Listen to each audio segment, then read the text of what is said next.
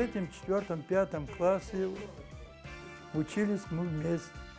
В одном классе, вероятно, я за их партой, за ее партой. Школа была в одном здании сейчас. Сейчас это медучилище. Это какого-то богатого Дерекойского свой дом. Он был, наверное, в свое время в 20-х годах выслан. И этот дом сделали школой при немцах.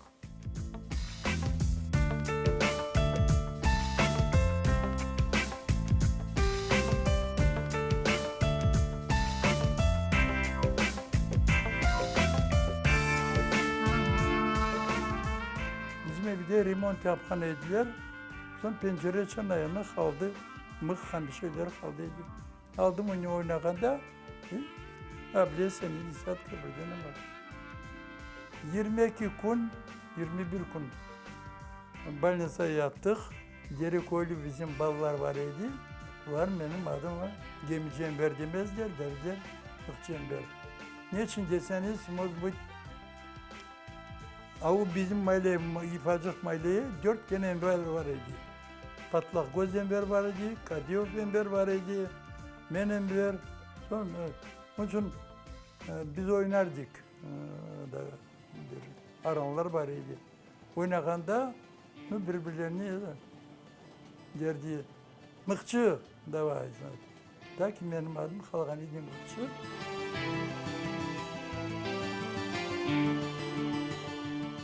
Наш папа купил у румынов за 35 рублей золотыми, кстати, лошадь. И вот этой лошадью управлял я. Огород, сад, там, копали им же, возили.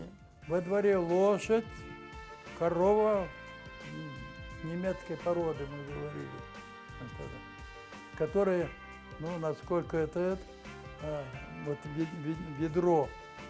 Мама утром ведро, в обед ведро и вечером такая корова. Я был хозяином 12-13-летним пацаном. Я за этим смотрел.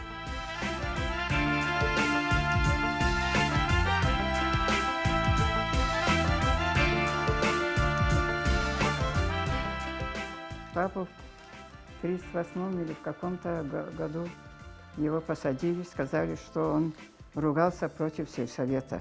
Выдумали такую вещь, чтобы папу посадить. Да. А потом папа говорит, как я ругался против сельсовета. Я стоял в сельсовете Согердим. Йокса, как? 13 месяцев, что ли, папа сидел.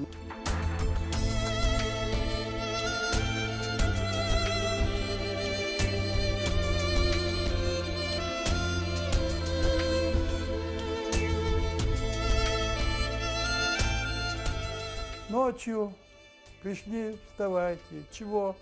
Вы выселяетесь. За измену Родине, значит, вы выселяетесь.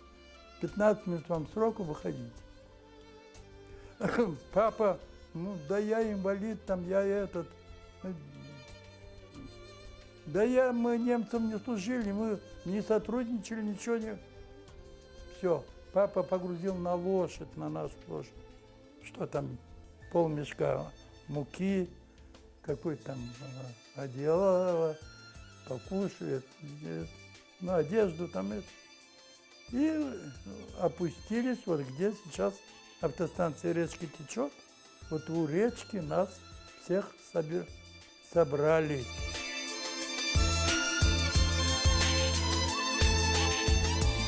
Я не знаю, за сколько мы доехали до Запорожья, голодные, кушать хотим.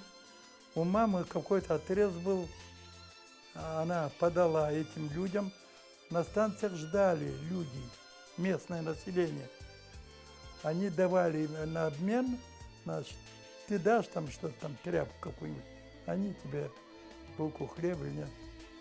И вот мама отдала вот эту самую подкладку от пальто, что ли, и дали нам булку хлеба. И мы трое вот этих пацанов, голодные там, тем более это дети, вот братишки. Поезд трогается, разламываем хлеб, а там уголь сплошной. вероятно, мука где-то рассыпалась, и собрали этот, собрали и приготовили, и не атласа жалко.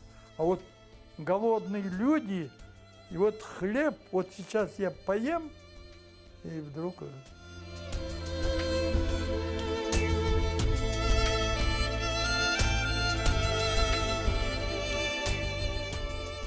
Мы набросились на фрукты, это было июнь, уже набросились на фрукты и начали умирать.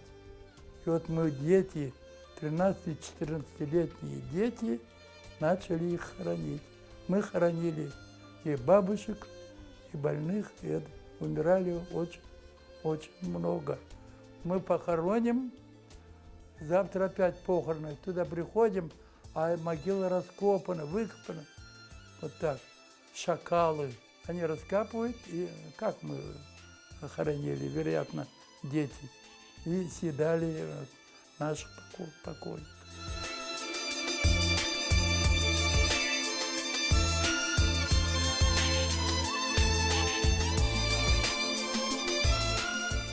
Семь лет или 8 лет ему было, он умер. Тогда же малярия была.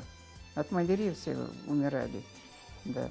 От голодовки не умерли, от малярии тогда умирали, от татар. Тогда и лечения ничего уже не было. Вот так. Тогда много поумирало.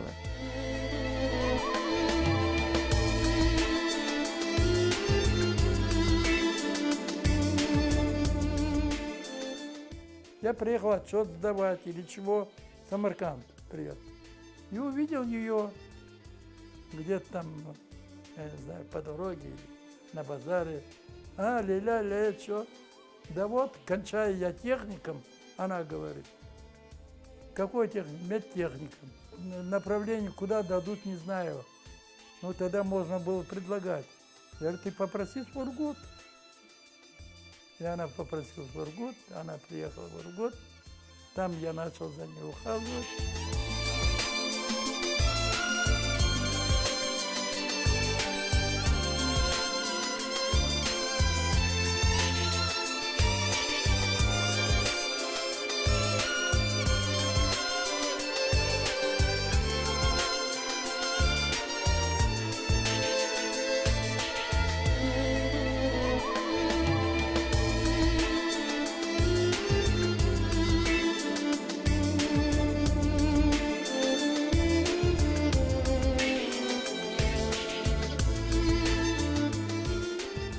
Где какой хочу. У нас родина, вот есть же, который там, ему все равно там. А крымских татар, наверное, нет ни одного, который бы не хотел бы этого.